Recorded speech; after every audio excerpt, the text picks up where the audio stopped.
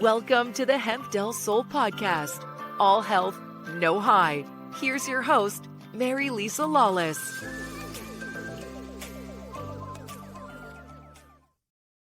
Well, hello, friends, family, great universe. We are back in full force. And today we are going to talk about support systems because it's difficult to go at it alone in life, right, Mary Lisa? Absolutely, it is. It's very challenging. We often need, the helpers need helpers. The helpers need helpers, indeed.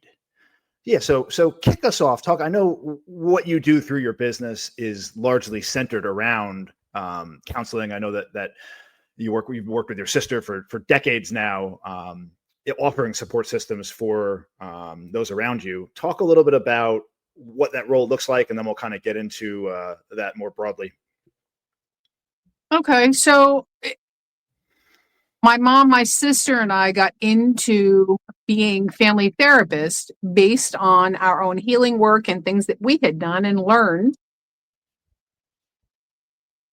through doing our own healing, doing our own trauma work, doing our own experiences, or healing our own experiences in life. And when we became therapists, we realized that we need also support in what it is that we're doing. Mm-hmm. So it's always been where we would have, sometimes weekly meetings. Other therapists, we would get together, we would brainstorm ideas, hey, I'm dealing with this. How has, and talking about how things that were going on in the work world may have impacted us personally and what do we need to do for ourselves. So one of the things that I had always, and we've always said to people is, you should really find out what your own therapist believes about therapy. Have they been in therapy before you start therapy? Ask your therapist, and they should be comfortable saying whether they've had their own therapy or not. Because I have met other people who have said, it's, what do we need to do to heal? And then I've had other therapists who I've spoken with are like, we don't do therapy. This community doesn't do therapy. Why would we be? I'm like, but you're a therapist. Yeah, but that's not us. A lot of people get into being therapists because they come from really dysfunctional families that haven't done their healing. So they think that if they become a healer, they'll be able to heal that mess. And you can't. You have to do your own work. Otherwise, your mess gets spilled onto your clients. So throughout our whole careers, everything that we've done has always been about also seeking support for ourselves when we need it. And being able to hear from people that we trust, love, and respect to say, hey, you know what? There's something not quite right with you right now, and maybe you need to talk about this. And it's not something I can help you with, but, call your therapist. So we've always been about support. Moving forward, it's my sister and I, but we have other therapists that have been in and out of here. And again, we would have meetings, we would do staffing, so to speak. And a lot of agencies do that. They staff clients. I still have, when a peer has a client that's really, really triggered them, they'll call me and they say, hey, I need to run this by you. Is this my stuff? Is this their stuff? Suggestions. So we always are reaching out to each other. The other piece that's really important and what we've always done is we keep learning. We keep adding to our toolbox, the proverbial toolbox, and what we do to keep our own lives in order. I don't go home and all of a sudden I'm not a therapist anymore. I go home and I still have all of that training and everything else, and my kid used to say, Mom, be my therapist. Like, no, you need your own therapist. I'm your mom here. And, but it's so crazy. So, but with our kids, with our families, being able to honestly say, yeah, no, I can't do this one. You got to go get some professional help. But also knowing what we do have the capacity to do for each other and the compassion and empathy that we can have for each other and ourselves. That's really, really important stuff for getting the support that you need. The other Yeah. thing that I do is I have mentors. I have specific mentors that are teaching me specific skill sets. One is my meditation, Dave Smith. He is my meditation mentor. He is who I connected best with when learning about silent meditation. Barry Alcatel. He's somebody that I'm using as a mentor right now and learning all new things. And it's a different form of healing, but it's about changing the vibration and the frequency with which I function in the world. And how am I bringing this positivity to the world? So he's one that does that. I have Maurice Israel, who's a medium. When I am feeling like there's stuff that's going on that I don't understand on the spirit world, he's who I reach out to. He mentors me. I study with him on how to listen to myself and listen to both sides. So knowing who are the skills, what are the skills that I need to learn?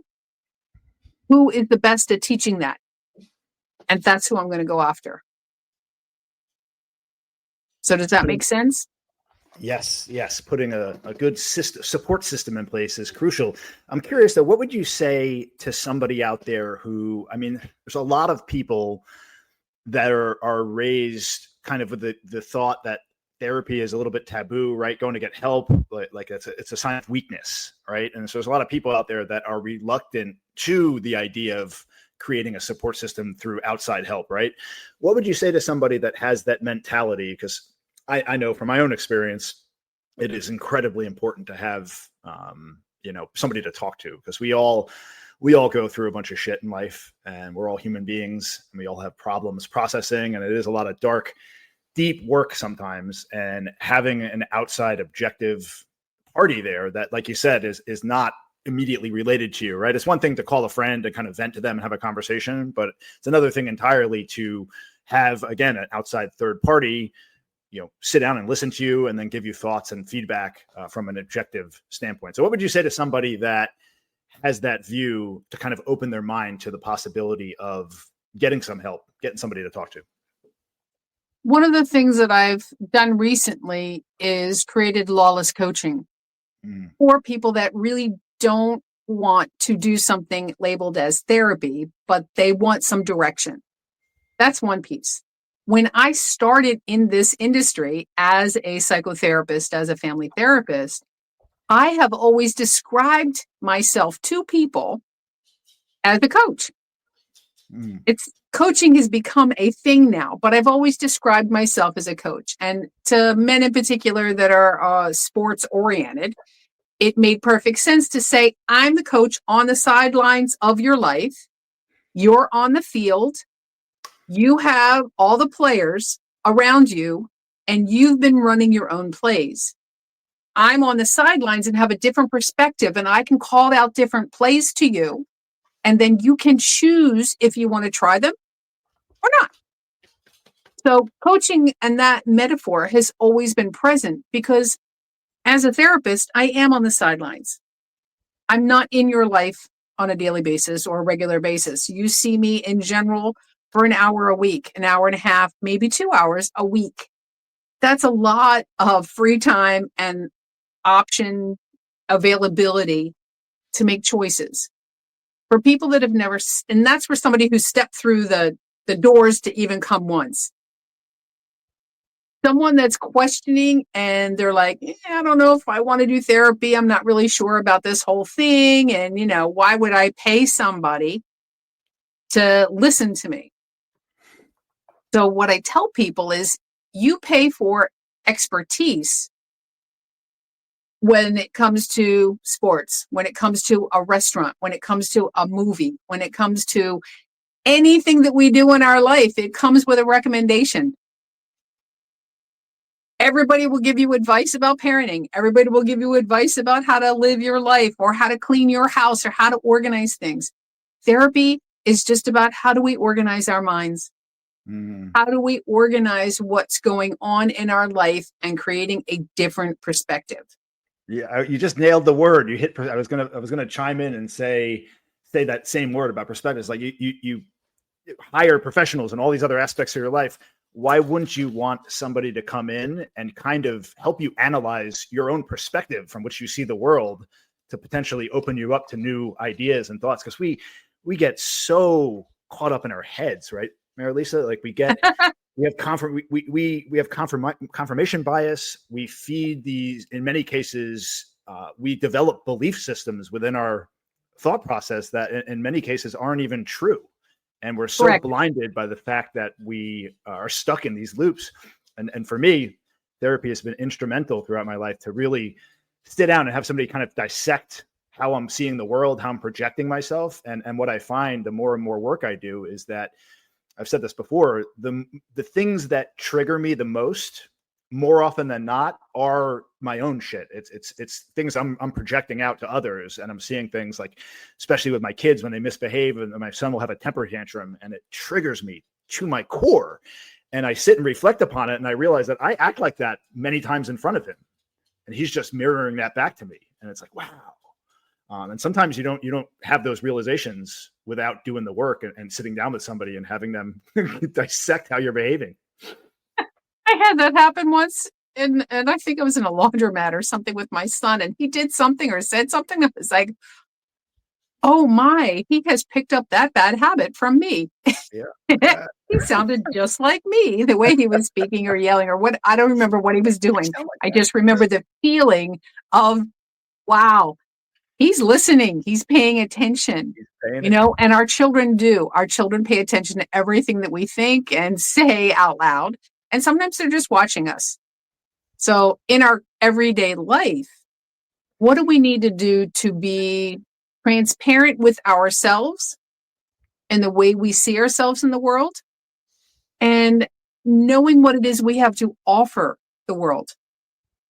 So, and what that means is about, how do I project kindness? I be kind, I am kind. I'm not. By no means am I perfect, but overall, I try to be a kind and loving person. I try to call people on their behavior when necessary. I let a lot of things go by because it's just a control issue on my part. And it's like, not my life. I don't have to do this. But perspective is the most important aspect of how our days go, how our world moves forward. Because beliefs are things that we think over and over again. That's all a belief is. So what we hear, what we see, it is altered by the things that we think.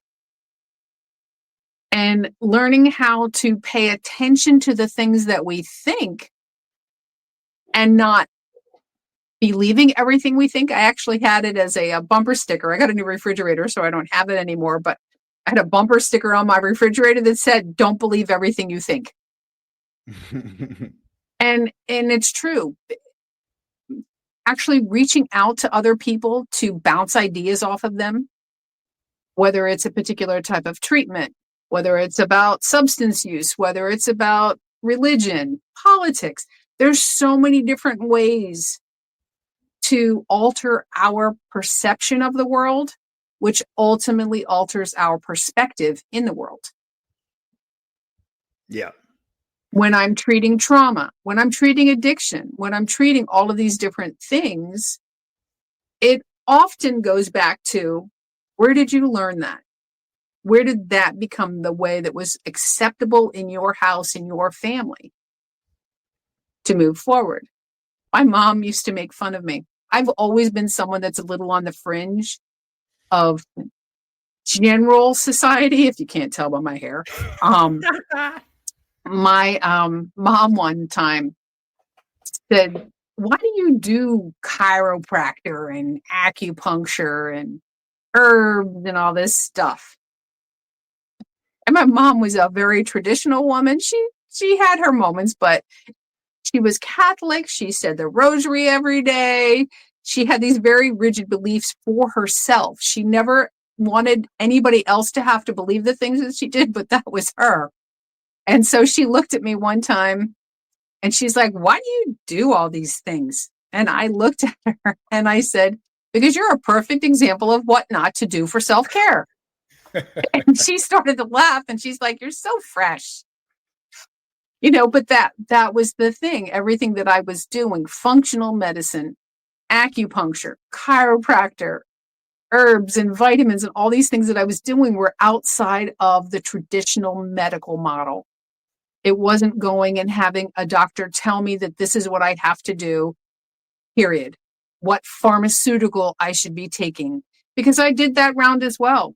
I went around that. I took antidepressants for a period of time. I've done all of these things, but none of them really helped me find me.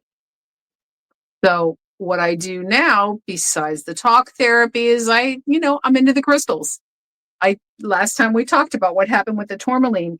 And as a side note, one of my sisters has taken the same type of necklace with the tourmaline, and she's wearing it. And she says, it's really weird. She told me yesterday, I woke up yesterday. She said, I woke up this morning and I was just like, I just didn't, just stressed and whatnot. And she says, oh, where's my necklace? Where's my necklace? And she went and put the necklace on, and it's just a piece of black tourmaline in a cap. And she's like, all of a sudden I put this on and it was so weird. I started to feel anxious and I was just like, just work it through, just work it through. And all of a sudden she said, I was like she said, all that negativity was gone. She said, I had an amazing day today. And I was like, cool. So whether you believe in, and then it blew up, right? And then it didn't explode because apparently it's not full. Okay. And everybody in my family has a few crystals around. Everybody's got a little bit of something. But at the end of the day, whether you believe in the energy of the crystal or not, it doesn't matter. If it works for you, it works for you. I pulled a couple in my place right here where I'm sitting in my office, and amethyst. I just like holding orbs, the smooth, polished, but they have all this kind of weird feeling when you're holding it. So, and it's a pretty cool stone. And this is called a chevron amethyst. It's just like a cool stone. So, and I like that. So it's like I'll pick a different shape each day to just sort of have in my offices with me, or a different essential oil, lavender, lemongrass, cinnamon. So there's all these different things that just depends on my mood, and I'll bring it in. And it seems to also assist other people. Sometimes they're just fun, like this one. This is huge. And it's a rose quartz. And rose quartz is for sharing the love, bringing the love, opening the heart chakra. Bring me the love. Share with me. Share the love with me. Yes. Very interesting. I want to go back for a moment about the medications. Okay. This is such an important thing, because this is something I find myself coming back to over and over again. It's this human kind of capacity for instant gratification and wanting a quick fix, and how we have access to all of these medications, which it's a wonderful thing. And there's many good uses for these things, but it's become ever increasingly a crutch for so many. And they really don't, from what I understand about a lot of these medications, like antidepressants and things like that, they don't fix the actual the root problem. They just address the symptoms. And I think they kind of reprogram and rewire your brain around the underlying problem. So it's not a solution. For some, maybe it might be the only thing to get them back on course.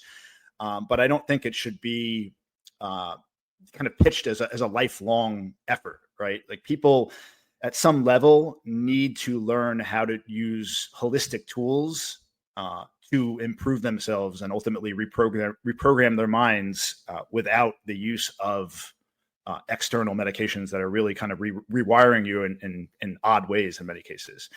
And I think if you can get one thing out of listening to this podcast, it's just that. It's that there are no shortcuts, right?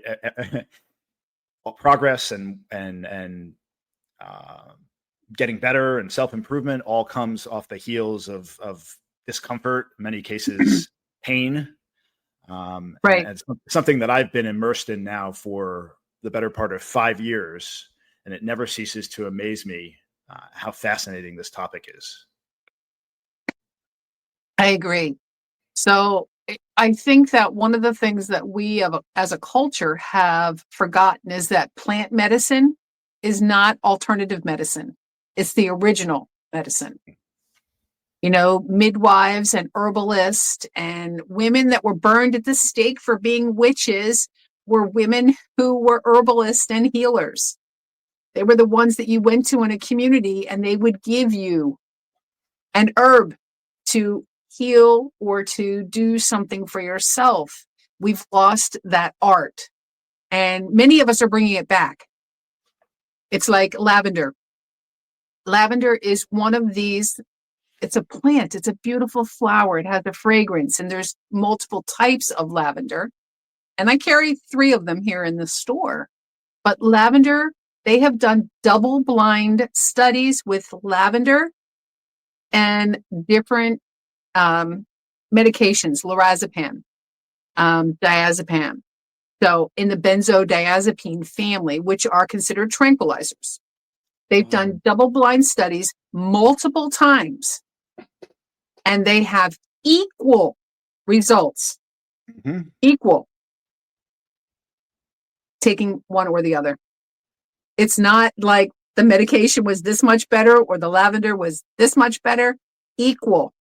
And they're double blind, meaning nobody knows what anybody's getting. Yeah. So I have, and one of the things I do with essential oils here is when people don't know about, well, what's this or what's this, smell them. There are some people that will smell lemongrass, which I love the smell of, and they're like, oh, that's awful. What if you can't smell like me? I got no sense of smell. What do I do? That's one of the things. A lot of people with COVID have lost their sense of smell. It's very interesting. And that affects our taste. It affects so many pieces. Well, and if I was going to lose one sense, it's got to be smell. I think that's probably the least important of all the senses. So they all balance us out. Yeah. But herbs and plant medicine and what we're learning more about, even with psilocybin and in that world and the whole world where they have, the ayahuasca, there's so many different plant-based medicines that are in and of themselves would be considered medications, but they're considered plant-based medications. Natural medicines. One of the Alzheimer medications, I can't remember the name of it, but I remember when I was studying to be an herbalist, daffodils is actually a medication for, I believe, treating Alzheimer's. It's one of the they make into a medication. But daffodils was the flower. Daffodil pills. And think about it. Poppy plants were made into opium, and then it's been made into a million other things. They created the synthetic with oxycodone and the oxys. So, I mean, that they take plants and they try to remake it chemically. They find the active ingredient in the plant. Why not just continue to use the plant? So you led me right where I was going in my mind. It's this idea of, and this is interesting, I want to get your perspective on it. You have a compound like whatever, take a psychedelic compound, for instance, that occurs naturally in nature. And then you go to a lab and let's say you could synthesize that same compound so it's identical to the actual one that occurs in nature. So there's no discernible difference in a lab. It's the same chemical composition. One is found naturally in nature. The other is synthesized in the lab. Like, science would say that there is no distinction. These are the same compounds. I don't think you would necessarily agree with that. I'm starting to think that there's something that gets lost in translation. There's an intangible, there's a spiritual component, whatever that is, something that can't, at least yet anyway, be touched by science. It's maybe call it supernatural, godly, otherworldly, spiritual, whatever that is, but there's something there that gets lost in translation where it's not the same. And I'd be interesting to see that. Surely there's been studies done with that, I'd imagine, but I'd be interested to see what that looks like. What are your thoughts on that? You, like I said, I suspect that you think there's something else there, but what are your thoughts on that subject? Well, I think as a country, and it's not every country that's like this, but in our country, the pharmaceutical industry is such a powerful industry, and the lobbying that goes on at a governmental level from the pharmaceutical companies, there is such a push to medicate versus heal. And I think that that's the distinction. We want to, and it comes back to the beginning of our conversation, which is about healing the wounds, healing the hole in the soul, healing these things that have happened to us. We all have negative things happen to us. It's how is it treated? How is it heard? How do we try to heal each other in community? People give up, people get overwhelmed, and they think that a medication is the only option. And yet we know that medications are only, in general, 30 or 40% effective. Think about the flu shot. It's only 30% effective in general. You know, there are some things that help to make things a little easier, but they don't actually address the core issue. And the core issue often is about how do we feel connected in community? Do we have a shaman? Do we have a priest? Do we have a rabbi? Do we have a spiritual leader we can go to? Do we have family that we can go to? Who do we talk to? Who do we commune with? All of it comes back to that. And when we're listening to people that have been in similar experiences, that's what support groups are often about, is listening to other people's ways of seeing the world or doing things and saying, oh, I'll try that, or nah, that doesn't really fit for me. But being open to saying we are not cookie cutters. We are not all the same. We all heal differently. And at the end of the day, it's how do we hear each other and what support do we seek from the world? And that's where I had said, I have different mentors for different things. I don't expect one person to be an expert in everything in my life. A husband and wife, or a husband, wife and wife, partners can't always be 100% there for each other. Everybody needs a village. We all need a community that we can reach out to, and a safe community. One where there's not going to be judgment and opinions thrown like, you need to do that or you have to do that. But I can hear that you're in pain. Let's sit together. I can hear that that's upset you. Let's talk about it without judging the situation, but truly being able to hear each other and knowing who it is you're going to for support. Does that bring you a sense of comfort? Or is it just you looking for allies? And there's a difference.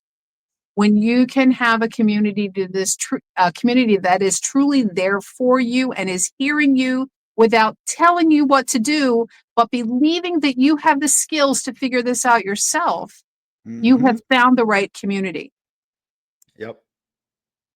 We don't need people in our lives to tell us what to do. We need people in our lives that give us an alternative perspective.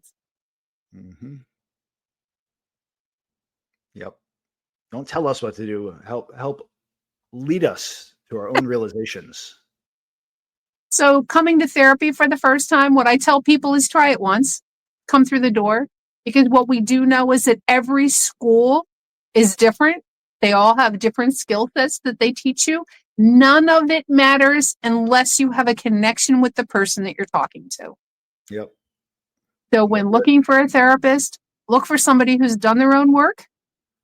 Look for somebody who is open to hearing what you have to say and is not there to judge you or tell you, oh, that's messed up, you shouldn't be doing that. But somebody that wants to be there on the journey with you.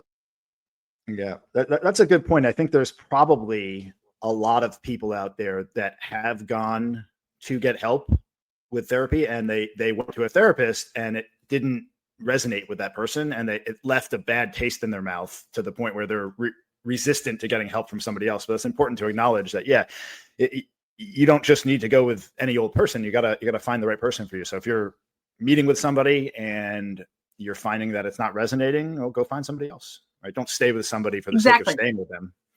Yeah. Yeah. And that's true of a support group. That's true of any society of any type that you join. Don't judge it based on the first one. Do it a couple of times and see what you think. And how do you feel? Do you feel a sense of connection? Do you feel like you belong? Oh, I feel very connected. I can throw in one little piece about a church. I was raised Catholic, went to church. Now, did the right thing, for fear of going to hell. What I found is that I found a church that has, or a congregation that has the same beliefs, but even the particular congregation that I went to initially, while I enjoyed it, it still didn't feel like home to me. And I went to a new congregation with the same spiritual beliefs. And I went to a new congregation and I literally walked in the door and I was like, I'm home, sign me up. And I've been there for 28 years now with the same congregation because it felt like home. River of Grass Unitarian Universalist congregation became my spiritual home and my extended family because I don't have a lot of extended family here. And that's part of where a spiritual community comes in. But you have to find, no matter whether it's a therapist, whether it's a support group, whether it's whatever it is, you have to feel like you belong. Feeling connected is the most healing part of being human. And when we have a tribe, and that's those people that love us and are willing to call us on our stuff. They're not abusive about it. They just say, hey, that's kind of messed up. You might want to think about that. Or, you know what? You're doing really great. And you just go, but it's connection. It's all about connection. And I know we've been talking a lot longer than we normally talk, but I feel really passionate about the topic of finding your tribe and healing in community. Yeah. That's one of the things that I think is missing from a lot of people's lives nowadays is community, sense of connection. I think, say what you will about religion, love it or hate it, there's an unbelievable utility in the sense of community that it brings for people that get together, and that sense of connectedness. If you go through life without that, it could be very, very challenging. And you have to have the bigger the tribe, the more folks there are there in your support system, the more likely you are to succeed. It's just that simple. Yes, indeed. Yes, indeed. All right. Well, let's leave it at that. Okay. For anyone out there that's listening, if you've found any interesting support systems in your own life, maybe something that's off the cuff, maybe something that's worked for you, let us know about it in the comments. We're interested to hear your thoughts, and we are so happy to have you with us along on this journey. We wish you all a wonderful day. Much love. Aho. Be kind out there. And remember, we only have this one life to live, so let's make the most of it. Everyone take care. Have a blessed day. Bye-bye. Thank you for listening to the Hemp Del Sol podcast. Explore our wide range of organic products at hempdelsol.com. That's HEMPDELSOUL.com, or contact 954-854-1039.